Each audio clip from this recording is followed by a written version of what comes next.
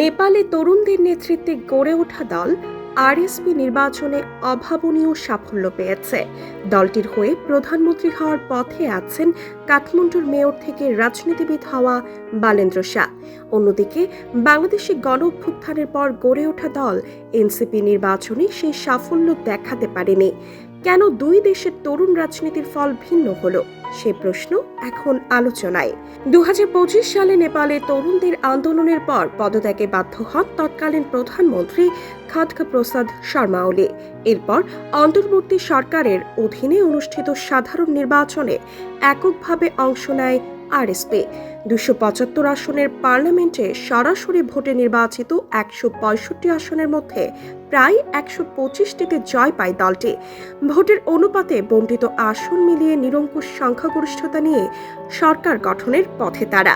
অন্যদিকে বাংলাদেশে 2024 সালের গণঅভ্যুত্থানের পর গঠিত হয় জাতীয় নাগরিক পার্টি বা এনসিপি। 2026 সালের সংসদ নির্বাচনে দলটি এককভাবে অংশ না নিয়ে বাংলাদেশ জামাত ইসলামের সঙ্গে জোট করে নির্বাচন করে। 300 আসনের সংসদে জোটের অংশ হিসেবে এনসিপি 30টি আসনে অংশ নেয়। এর মধ্যে জয়ী হয় মাত্র 6টিতে। বিশ্লেষকদের মতে এই দুই দেশের রাজনৈতিক প্রেক্ষাপটের পার্থক্যই এই ফলাফলের অন্যতম কারণ। এছাড়া নেপালে নির্বাচন দ্রুত হওয়ায় আন্দোলনের প্রভাব ভোটে পড়েছে। পাশাপাশি আরএসপি নাগরিক সমাজের বিভিন্ন অংশকে যুক্ত করে শক্তিশালী সংগঠন গড়ে তুলতে পেরেছে। অন্যদিকে বাংলাদেশে এনসিপি সেইভাবে নিজেদের সংগঠন প্রতিষ্ঠিত করতে পারেনি।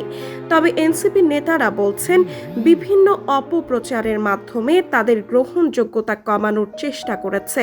বিশ্লেষকদের মতে সংগঠন শক্তিশালী করা, রাজনৈতিক অবস্থান স্পষ্ট করা এবং জনগণের আস্থা অর্জন, এই তিনটি বিষয়ে পার্থক্য তৈরি করেছে নেপালের আরএসপি ও বাংলাদেশের এনসিপির নির্বাচনী ফলাফলে।